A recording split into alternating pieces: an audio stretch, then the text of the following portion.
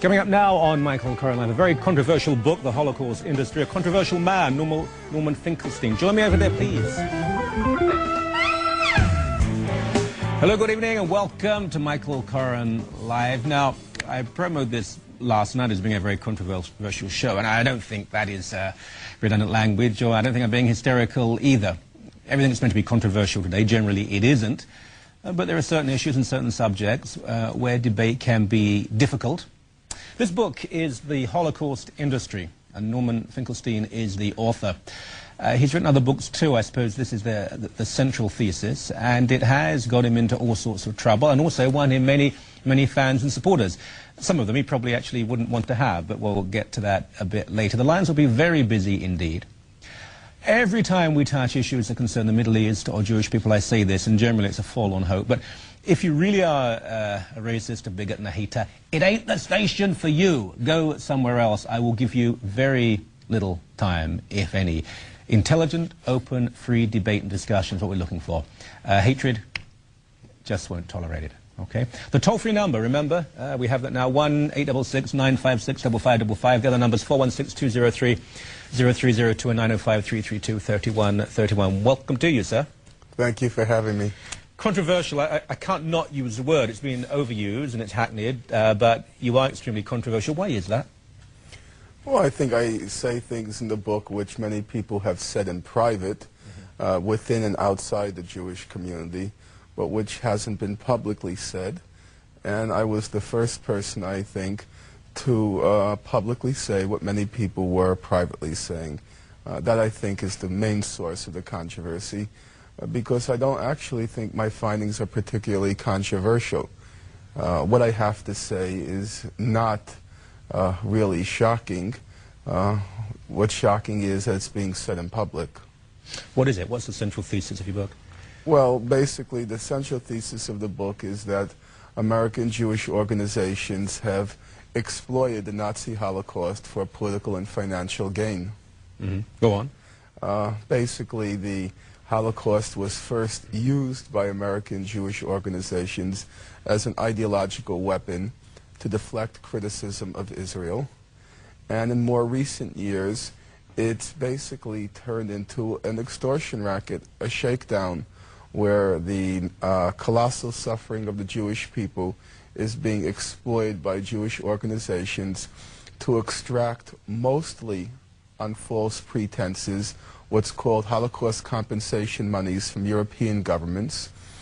And once the monies are extracted, extorted is the accurate word, once the monies are extorted from these governments, in fact, the actual survivors never see any of the monies. So as I point out in the last chapter of my book, it's a double shakedown. It's a shakedown of the European governments on whom demands are made for which there's no evidence to support those demands. And once the monies are being extracted, extorted, then the actual survivors are being shaken down. So you're saying there's been an exploitation of the Holocaust? Yes, there's been a consistent political exploitation of the Holocaust to deflect criticisms of legitimate criticism of Israel's crimes against the Palestinians. And now there's exploitation which has reduced the colossal suffering of the Jewish people during World War II, has reduced that suffering to the moral stature of a Monte Carlo casino. And that's deeply offensive, besides being immoral. I respect strong, firm history. Using a term like Monte Carlo casino, is that the language of a serious historian? Well, the question... Or someone who is perhaps trying to exploit the Holocaust? Well, the question is whether the language is an apt description of what's going on. If it's an apt description, the language is appropriate. If it's an inapt description, the language is inappropriate. I think let's leave me aside for the moment. Let's take the world's greatest authority in the Nazi Holocaust. Nobody will dispute that the greatest living authority by a wide margin is Raoul Hilberg, the author of the classical study, The Destruction of the European Jews. There isn't even any scholar who even remotely approaches him in scholarly or moral authority. Now, way before I came along, way before Norman Finkelstein came along, Raoul Hilberg was saying over and over again that American Jewry, that's his term, American Jewry was extorting and blackmailing money from Switzerland. Now, I ask you, is using terms like extortion and blackmail, is that the language of a historian? Well, if it's not, then you're telling me, or you're disqualifying Raoul Hilberg from consideration as a historian. What you've done, which is also, I think, and I'm not much of a historian, I mean, my degree on my postgraduate work is in history, but certainly there's a major, fundamental and profound difference between using words like extortion, which are certainly within the vocabulary, and comparing something that concerns the death of millions of people to a fun time in a resort in Europe. Well, when I say a Monte Carlo casino, I say it's reduced the suffering of the Jewish people, which I take very seriously. I know I'm sometimes accused nowadays of exploiting the suffering of my parents, but Your parents were in death camps. my parents were in the Warsaw Ghetto from September 1939 to May 1943. My father was then taken to Auschwitz concentration camp. My mother was in Majdanek concentration camp, and they were there through the duration of the war. On both sides of my family, every single member was exterminated. I never had an aunt, I never had an uncle, I never had a grandparent. I didn't even have a concept of relatives. And nobody, I think, who knows me will deny that I was deeply invested in my parents' well-being and in their memory. And I think it is deeply offensive when organizations like the World Jewish Congress, the Jewish Claims Conference, when they use that suffering in order to extract monies, when they parade Holocaust survivors in front of cameras to extract monies, and then, after extracting the money, extorting the money, blackmailing the money, and then to inflict a new suffering on the survivors by denying them any of the monies that they have gotten.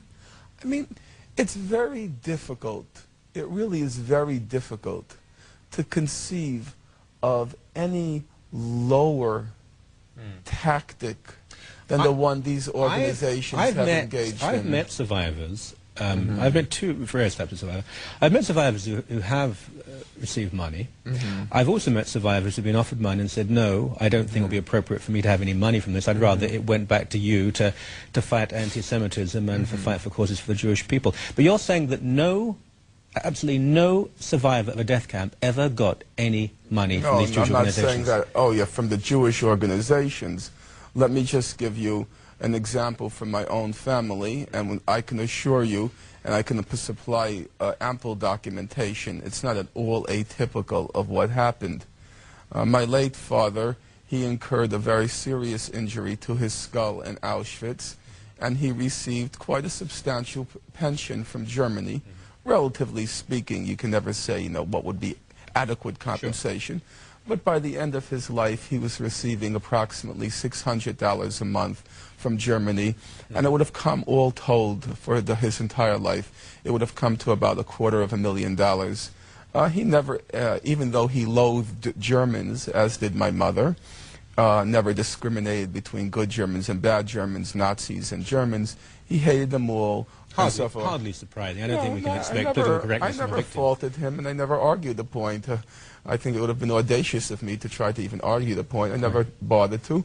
On the other hand, he never, ever uttered a single word of anger about the issue of the compensation.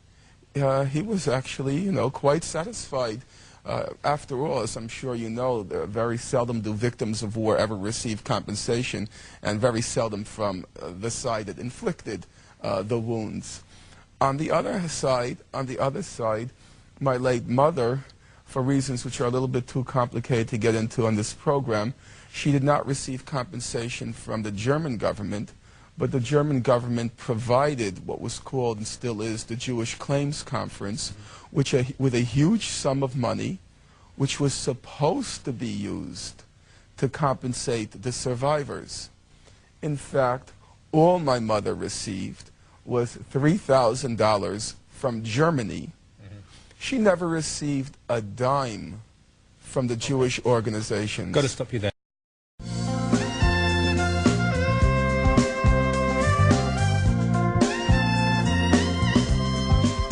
We're back. This is the book, The Holocaust Industry, Reflections on the Exploitation of Jewish Suffering. Norman Finkelstein is the author. He's written other books too. There is a central thesis to the other books, which is not dissimilar to that in this, which is that no denial of the Holocaust, but, and indeed the author's parents were in death camps, but there's been an exploitation, a political and monetary exploitation since then. Ideas have consequences. We're going to talk about your ideas at great length, but it must be troubling, to say the least, that any neo-Nazi website, any Holocaust denier website, they just love you. Oh, they adore you, because here's a Jew, and they can say, look, I mean, look what he says. It surely must hurt the memory of your parents and you. Of course, an idea is an idea, and it doesn't matter if bad people exploit a bad or a good idea, but how do you deal with that you're constantly quoted by those who deny the Holocaust and actually would like to kill Jews if they could? Well, let me just make a general answer, and then I'll get to the specific one of the Holocaust deniers. The general answer is that my book, my little book, attempts to restore the actual record because I am concerned that the truth be preserved. I am concerned that the memory is not falsified and then open to Holocaust denial. The real Holocaust deniers are the Holocaust industry, not me, and I don't mean that as a kind of rhetorical trick to play, to spring on you. Yeah, but the fact is not a trick, but you're not answering the question. Okay. We can get to that later. The question was, how do you feel when, and let's not pretend that, people generally say, well, I was reading the Holocaust industry today. You are the darling of Jew haters, Holocaust deniers, and anti-Semites. I'll say again, I'm a relatively deep thinker. It doesn't mean the idea is wrong if bad people exploit it, but it must hurt you as a son of a survivor, as a Jew, that you're on every Holocaust denier's website and they use you as a weapon. Politics makes for strange bedfellows, and it's deeply regrettable. On the other hand, for example, one of your homegrown Holocaust deniers, Mr. Zundel. German, actually. Right. Well, I think he resides in Canada. No, he's in the States now, I think. Oh, he's in the States. Yeah, we lost him. Okay, well, you can't win them all. When he was here, occasionally he would send me huge packages, and I noticed that the files he assembled included people like Raoul Hilberg. It included people like Abraham Foxman, the head of the Anti-Defamation League, because all of them had denounced for different reasons, but they had all denounced the Holocaust compensation racket. You can't always, determine who's going to make use of what you write. It's regrettable. I'm not happy about it, for sure. I'm uncomfortable with it, for sure.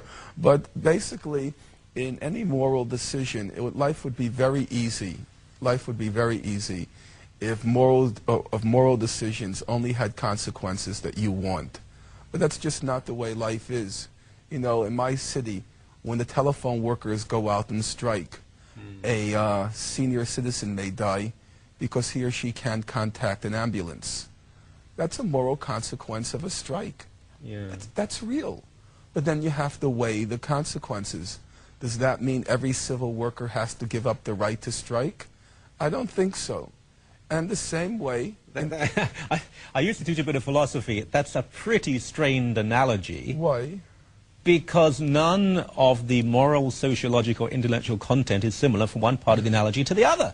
No, the thing is, in moral decisions, there are always consequences which were unintended or undesirable. Let's talk about morality and absolutes, because you criticize someone in particular, and I think you're right to, the historian who wrote that the Germans had a particular penchant or ability to hate and kill, and I actually reject that thesis.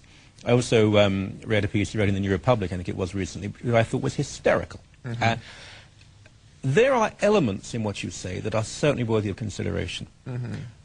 But have you not lost any of the ambiguity or the ambivalence in your thesis? It seems that you had an idea and you gallop ahead and you gallop ahead, and some of the things you say, some of the terminology, did you refer to World Jewish Congress and Canadian Jewish Congress as hucksters and gangsters and thugs? Hucksters, gangsters, thugs. So I know some guys in the Canadian Jewish Congress, and we may agree or disagree. I don't see them as thugs and gangsters.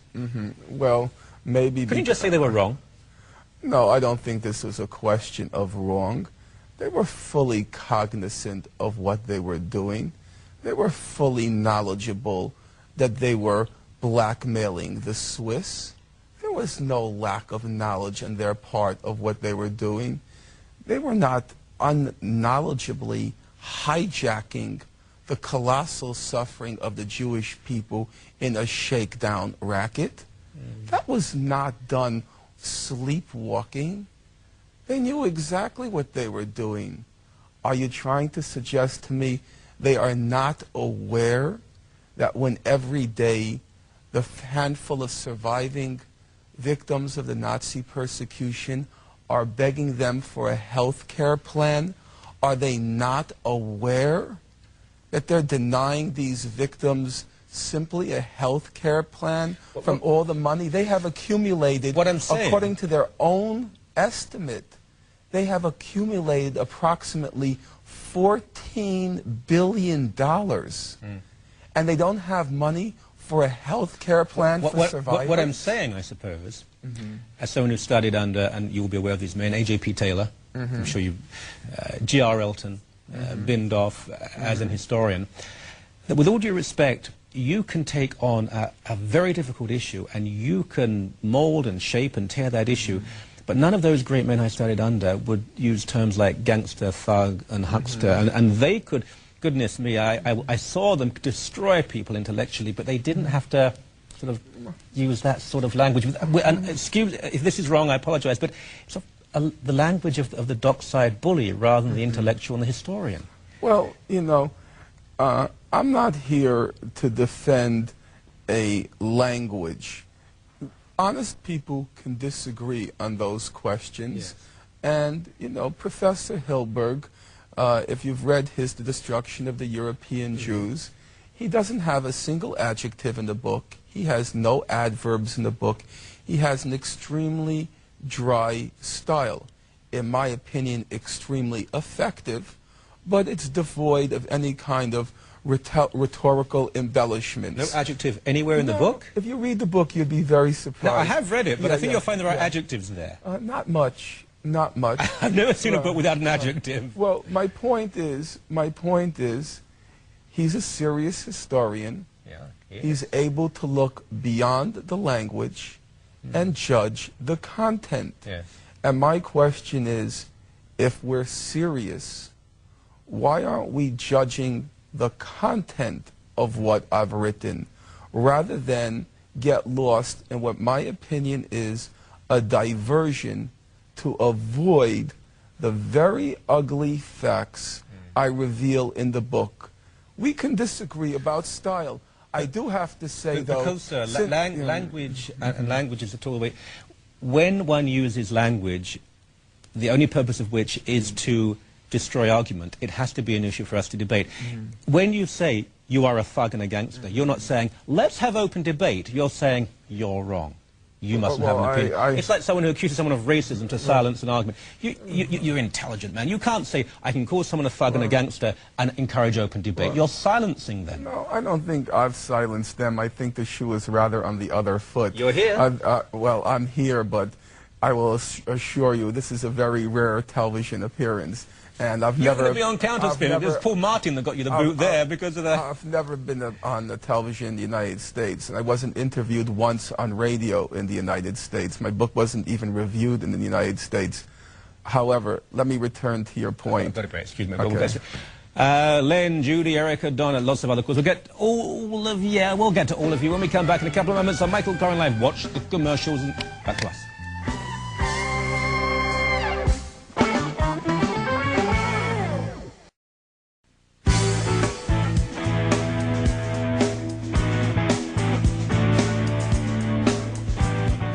We're back on Michael Curran Live. We're talking about this book, The Holocaust Industry. It's a fairly small book, really, but dropped into the pond of political and moral debate. The ripples are being felt in many countries. Norman Finkelstein is someone, a Jewish man, parents were in the death camp. He's not a Holocaust denier.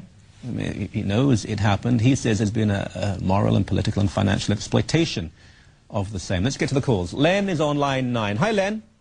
Good evening, Michael. Hi. Mr. Finkelstein, I have read your book, and in that book you seek, in my opinion, to make a distinction between what you refer to as the uppercase and the lowercase Holocaust. The uppercase Holocaust is rooted in the realm of history, and in terms of Hilberg and others, seems really to hold your attention. But for the latter, in your book you consider it nothing better, and I quote, than the shelves upon shelves of schlock that now line libraries and bookstores. I have to admit, I'm puzzled by your position because fictionalized and semi-fictionalized accounts of the Holocaust, be it Mille 18 or The Wall or Sophie's Choice, are really no different than fictionalized accounts of the American Civil War or the Korean War or any other historical event.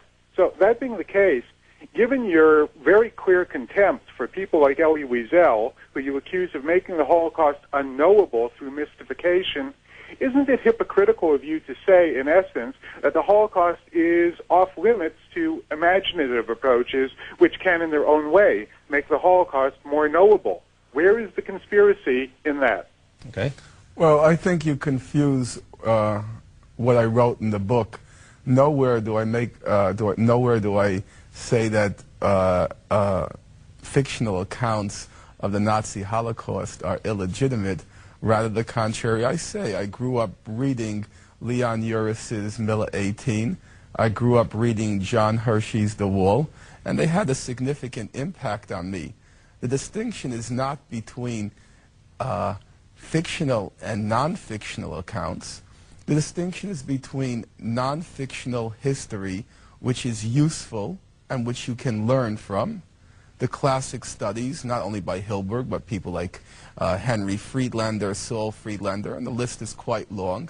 And then there's the other kind of quote-unquote history, which is not history at all. It's just an ideological weapon pretending to be history. So just as you mentioned a moment ago, the book by Daniel Goldhagen called Hitler's Willing Executioners. That pretends to be history. It's replete with footnotes.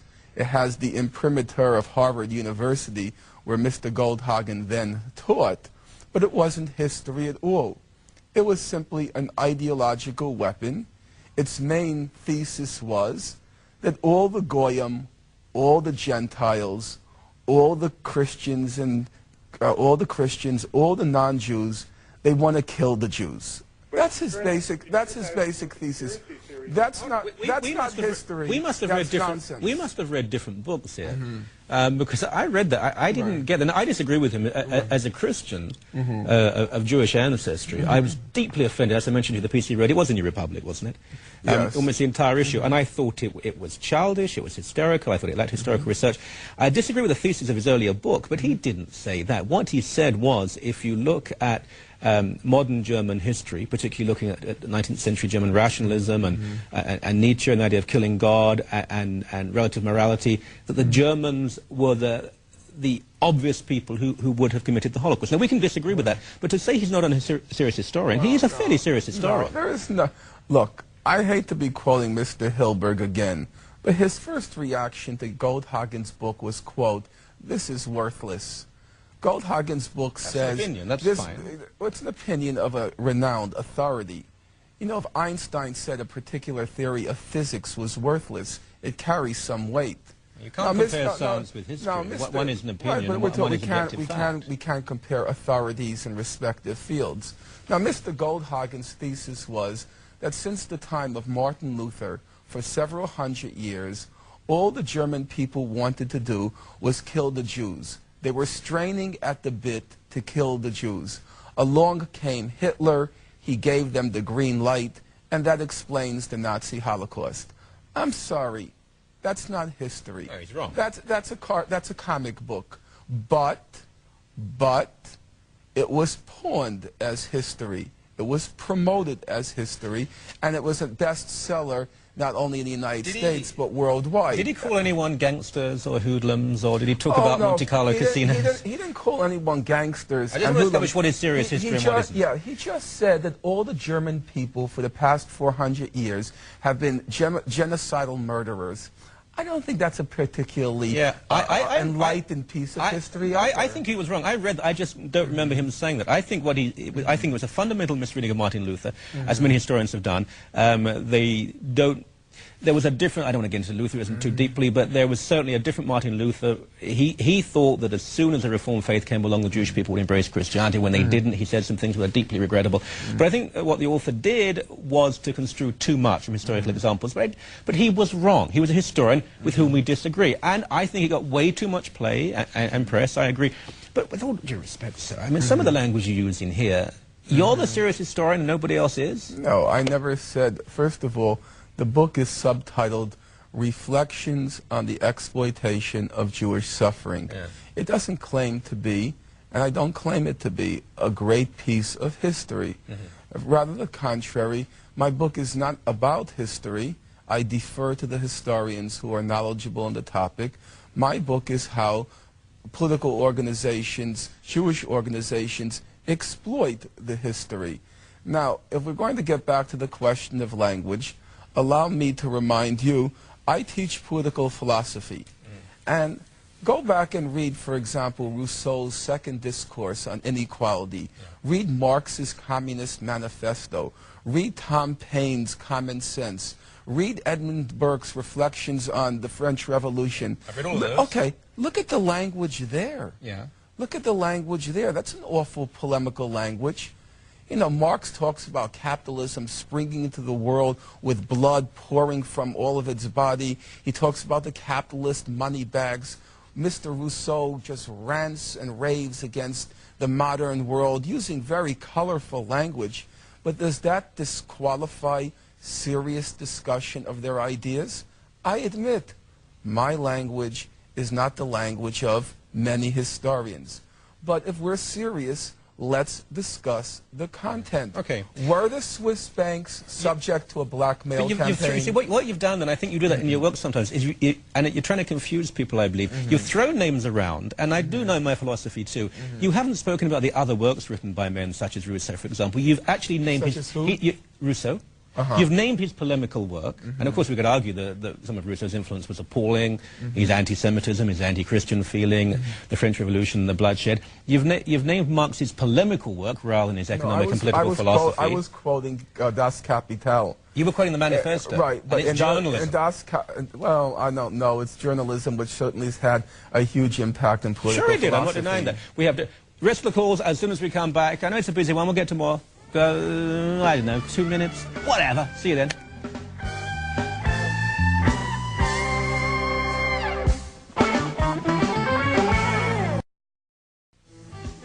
If you would like to contact The Michael Koren Show, please write to Michael Koren Live, 1295 North Service Road, Burlington, Ontario, L7R 4X5, or send an email to info@michaelkoren.com.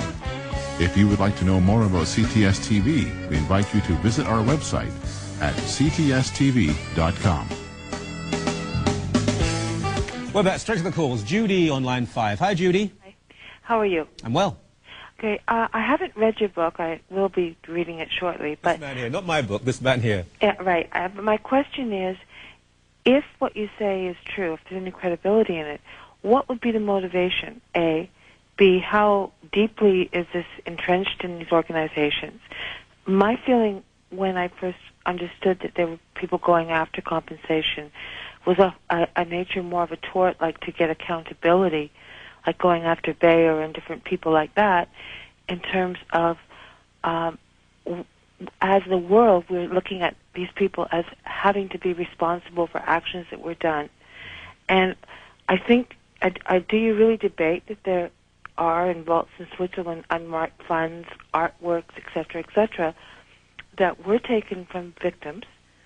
And shouldn't there be some sort of organization or some kind of movement to change the possession of those articles and to make the people who took them and where they disappeared accountable?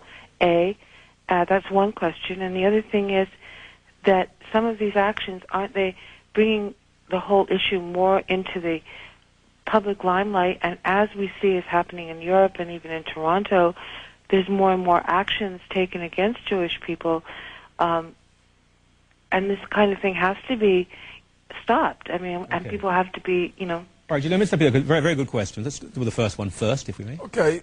First of all, let me be absolutely clear. I am in favor of compensation. I think victims should be compensated for the suffering that was inflicted on them. But that's not the issue here. The issue is whether claims were being made against the Swiss banks, which were flat out fraudulent.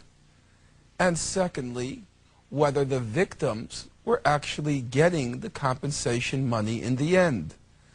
Like yourself, I actually didn't even follow the Swiss banks shakedown as it was unfolding. Because like many people, decent, humane people, on the one side you see fat Swiss bankers or Nazi German industrialists. On the other side you see needy Holocaust victims. And it's not a difficult call. Of course you're going to side with the victims against the Swiss bankers and the German industrialists, the Nazi German industrialists. So like yourself, I actually supported it when I was first giving it only a glancing attention. It was only when I began to investigate the subject, read through the congressional record, and read through other relevant documents, that it became strikingly apparent that this was simply a blackmail racket. And now you have to ask yourself the question. Some people say, Norman, you're a person on the left. Politically, in fact, you may be said to be on the extreme left. What are you doing defending Swiss bankers, German industrialists? And my answer is very simple. I don't think the Nazi Holocaust should be used in a shakedown racket. I think that memory deserves better. And on the practical level, the fact is that these shakedown rackets, these blackmail schemes, are evoking anti-Semitism throughout Europe. Regrettably, the charges that are being leveled mostly in private against these Jewish organizations, the charges are true. The evidence is now overwhelming on that count. I don't want to go into the details. This is plainly not the place. But there was a $500 million audit conducted on the Swiss banks. It was organized by Paul Volcker, the head of the former head of the Federal Reserve in the United States. The investigative committee consisted of Israelis, American Jews, and Swiss bankers. Well, what were its conclusions? It found that, quote, there is no evidence that the Swiss banks systematically denied Jewish Holocaust victims and their heirs access to the Swiss banks. The main charge of the World Jewish Congress was a fraud. Number two, the Volcker Committee found that, quote, there was no evidence that the Swiss banks destroyed documents to cover their tracks. The second main charge of the World Jewish Congress was a flat-out fraud. Now, they've been doing investigation. How much money is in the banks that belong to Jewish Holocaust survivors? The World Jewish Congress and its cronies said $7 to $20 billion. They extracted from the Swiss $1.25 billion. Do you know how much money has been found to date? $14 million. It was all a colossal hoax. I have to say, and I read the book. It's not a long book. No. What is it, 20,000 words? I didn't do a word count. Okay. I mean, that's the length of a thesis. I found there's pretty much one or two ideas in it. And you've spoken about the Swiss banks, and I'm not an expert in what happened there. But it's a pretty small part of the overall compensation campaign. Correct. And the compensation campaign is a very small part of the entire Holocaust debate, if you like. So let's save that till we get back, because we've only got a few seconds. I want to do this properly. We'll get to Erica and Donna. Yeah, me, please. Yeah, not him, me, thank you. Yeah, Erica, that's my bad side, you don't want that. Erica, Donna, Haggart, Richard, David, all the rest of you when we come back in a few moments. I really will try to get all of the calls, but we have to go into these issues at a bit of length. See you in a moment.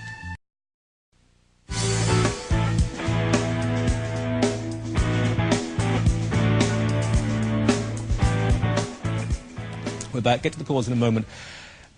I was telling you about the book, and it's not a criticism, but it's not a long book, and what it says is interesting. Could you not, though, have framed the points of your argument without almost, I think, forgive me if I'm wrong, seeking controversy? Could you not have said, and I would agree with you on this, that I think there's far too much garbage written about the Holocaust, to the point where people said, I don't want to read that anymore. The wonderful books, the wonderful movies, yes, but there's too much, and I believe that is exploitation. I think people say, what do we do here? Let's put in a movie about the Holocaust. Wrong. It's too deep. The suffering is too deep for that. We could agree on that. We could say that certainly people have said, if you criticize Israel, some people, you're an anti-Semite. Absolutely irresponsible talk. You can say yes or no to Israel. There are anti-Semites who hate Israel, but very decent people always have criticisms. Fair enough. We could agree on that. That maybe certain aspects of compensation have not been what they should be. You seem, though, instead of taking these positions and saying, let's talk about them, you wrap them in so much else and throw this package around, which is why people get so terribly upset. You seem to include everyone in your condemnation. Any regrets about doing that? Not at all, because, as I said at the beginning, I take this matter very seriously. I lived my entire life with the suffering that my parents endured, and which stayed with them till the end of their life. And I do strongly believe, at the risk of sounding self-righteous and pious, that that memory deserves something better than what's been made of it. Even Jews joke among themselves. I'm sure you're aware that the Hebrew word for the Nazi Holocaust is Shoah. And the most common joke among Jews is to say there's no business like Shoah business. Not the most common joke. It is a comment that could be made. But again, you've done it again. You've just said the most common joke among Jews. Most Jewish people have never made such a joke. No, but everybody has heard it. And I think it's deeply regrettable that you should in any way be joking about it. I ask you a simple question. Do you think Japanese joke about Hiroshima? I really doubt it. Actually, I have heard Japanese people joke, because humor is a form of release. It's a catharsis. This is not a form of release. I accept that. You asked me a question. I replied to the best of my ability. Right, but this is not a form of release. It's an acknowledgement that something has become almost contemptible. And that's something different. You know, when I read in the papers each year, when the Japanese want to commemorate Hiroshima, they have little lanterns sailing down the river, and then they release a flock of doves. That reveals sensitivity. Oh, please. I think so. Sir, I'm from Britain. My I have an uncle who is still waiting for compensation for being tortured half to death in a Japanese camp. The Japanese government, government, their own tragedy. Yes, but I'm not saying how they treat others. But their you see, own again, tragedy. With due respect, bad history. The Japanese Hiroshima was appalling. The reason there were two bombs is because after the first one, the Japanese government in Tokyo refused to surrender. But they have the Japanese government, not the people, has used that tragedy to get away with the guilt they shoulder for the terrible torture of British, Dutch, Chinese, Korean, American. I'm not going to deny that. I was referring to the sensitivity they display to their own tragedy. I wonder if it is. I wonder if it's sensitivity or something. And we could talk about compensation there, because as you know, that there are men who've died in poverty who just simply wanted a little bit of compensation or acknowledgement from... I'm for compensation. You know. Let's go to some more calls. Let's go to Erica on line 6. Hello, Erica. Hi, how are you? I'm well, thank you. Good. I just wanted to say, you sort of took the words out of my mouth just a while ago when you said that And as far as shows about the Holocaust and movies, and Movie of the Week and documentary winning and, you know, Academy Award winners, it is getting a bit tiresome, and it's like, oh, here we go again, another show about the Holocaust. And but the thing is, at the same time in the world, we've got all these other issues going on that are just treated as day-to-day news, and you know, we forget about all the other stuff because, oh, Jesus, it's a Movie of the Week about the Holocaust. Well, Erica, that's not what I said at all. And again, you've got to be very careful when speaking about an issue as sensitive as this. I said that the great movies and great books about the Holocaust are wonderful, but there's too much third-rate mediocrity stuff just to fill time, and I think that shames. But what you've just done is a very good example. You've said no one cares about the other issues because there's another movie about the Holocaust. You've mixed a colour with a shape, as it were. We don't not talk about certain issues because we talk about the Holocaust instead. We don't talk about certain issues because we're not a fair and just world. We don't talk about, say, suffering in the developing world because we'd rather raise money for little kittens and puppies because they look cute on TV. For goodness sake, don't use the Holocaust as that isn't the reason for the injustice and lack of media coverage of events in the world. Yes, but I do think, as your caller suggests, there is a problem with the amount of investment that's been made in this film, scholarship, and so on in the Nazi Holocaust versus the investment that's been made in other fields. As I pointed out in I'll give a very simple example. As some of your viewers may be aware, between 1891 and 1911, approximately 10 to 15 million Belgian Congolese in the Belgian Congo were killed in the course of Belgium's exploitation of the Congo's rubber and ivory resources. Now, 10 to 15 million people is plainly not a trivial number. It's roughly the number that were killed in all of World War I. Now, would you believe that in the English language, there is exactly one scholarly study on what came out a couple of years ago. It was called by Adam Hochschild. The name will come to me in a moment. Just give me a half second. But there's one study on the Nazi Holocaust. The conservative figure is 10,000. You don't know anything about me, nor should you. But you do know I wrote a major biography of Sir Arthur Conan Doyle. You're aware of that? Yeah, and I know Arthur Conan Doyle is one of the individuals who called, incidentally, what happened in the the Belgian Congo. He said it was the most ghastly crime in the history of humankind. I've read more than one book about what happened. Just simply wrong. No. In the English language, King Leopold's Ghost. In the English language, I can assure you, because I've written on the topic and I've read everything on the subject, in the English language... I'll lend you the book. No, the only scholarly study was written by Adam Hochschild, King Leopold's Ghost, 2 years ago. That's the most recent. There were, at the time, there was a huge international campaign initiated by E.D. Morrill, and one of the people who he recruited was Arthur Conan Doyle, and he wrote his first-hand journalistic accounts of what was happening in the early part of the 20th century. There is only one scholarly study in English language. But the interesting thing is the comparison. I'm going to send them back because I want them. I'm going to send these books to you. It's simply... The comparison I don't know what to say. On the Nazi Holocaust, the conservative figure is 10,000. 1 to 10,000. That's astonishing. Do we have to apologize? I mean, on that, and I will show you that you're wrong, I will send you the books, and I think it's a wild statement. But do we have to apologize that Jewish people write books about a period of suffering in their history? And I could argue with you, for example, that the pogroms, my family came to Britain from Poland during the pogroms, 1890 to 1905, are not very well covered. There are very few good, there's some, but not enough. But, so the Holocaust is covered. There's so much footage, so much coverage of it. I don't see the point you're making. Well, the point is, objectively, it diminishes the sufferings of others. Okay. And I think that's a problem. I think 10 to 15 million Congolese people deserve more than one book in the library. I agree, a lot more, which is why they have more than one, but there should be a lot more. Anyway, we'll get to the rest of the calls when we come back. Conan Doyle was a spiritualist. Maybe he'll come back here to tell us the real truth. See you in a couple of moments.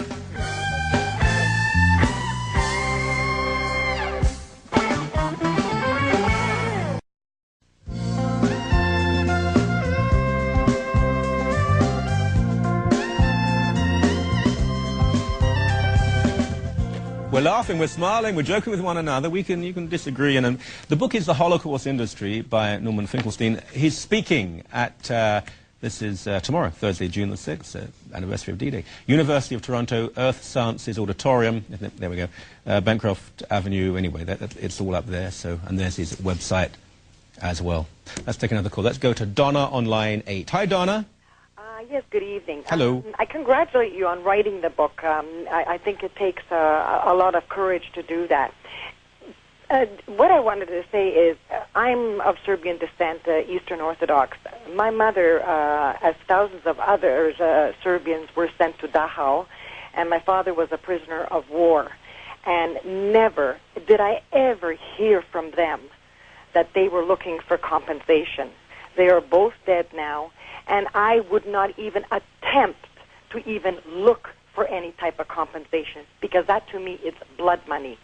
What they went through can never be compensated. And even all the ones that were killed, they could never be compensated. But it's not just the Jewish Holocaust. Look at the Chinese. They want their head tax. The Japanese want retribution. The blacks in the States. How many Holocaust survivors are there? Very little. It's this generation that is so hungry and greedy. It doesn't even sit down to even think what these people went through. All they think of how to make money of them. And I think it's a disgrace. And I'm glad that you had the courage to write such a thing. And you should be complimented on it. And I am going to look to see to get the book. But I think it's a disgrace. And somewhere, someone has to stand up and say, wait a minute, stop. Okay, Donna, a couple of things. First of all, you probably know, I'm sure, obviously you're quite informed about this subject of the Jews, that Menachem Begin and what was the Herut Party actually opposed compensation. The right in Israel for many years said, we will not take this money, it's blood money. Eventually, difference of opinion and people on the right in Israeli politics changed their mind. You speak about what happened to the Serbians. And, of course, the Ustasha, the fascist party in Croatia, not all Croatians by any means, it was convert a third, kill a third, and expel a third. In fact, there has been compensation, Donna. And when you just throw in all these various groups with, forgive me if I'm wrong, forgive me, but with, I think, a certain contempt, if people of color want compensation for slavery, they should have it. They deserve it. Chinese people, Japanese people in this country who were deprived of so much, they deserve some compensation. And I've got a feeling you'll agree with me on that. Look, I agree with both of you. First of all, my parents, if I can speak on this on this question personally, if they had not received compensation, they would never have even raised the issue. Because, as I said, and I'm sure you'll agree, most victims of war barely, are glad to have survived. Yes. They don't think about compensation. The problem was twofold. Number one, I agree completely with the caller that there are people who just try to figure out how to make a buck out of anything. And they realize they can make a buck out of this. And that's... They could write books like the Holocaust industry, if I was being a cynic. You could be a cynic, but if you looked at my income tax statement, you would not think I'm making big bundles off of the book. But the other thing is that... once the compensation money was given, then it was really contemptible that it was not then given to the survivors. That's where we have to disagree. Right. I mean, certainly, you will admit, you say no money went to survivors? No, you could say, let's say, of the Swiss money, probably of the 1.25 billion, my estimate is maybe 20 million will go to survivors. The Holocaust industry, Norman Finkelstein, a pleasure, sir. Good luck to you. My pleasure to you, and thank you for the time. Okay. Tomorrow night, heart health, heart attacks, heart disease, how to avoid if you can. 3 leading cardiologists, actually. We're very privileged to have them here. Take care, God bless, and goodbye.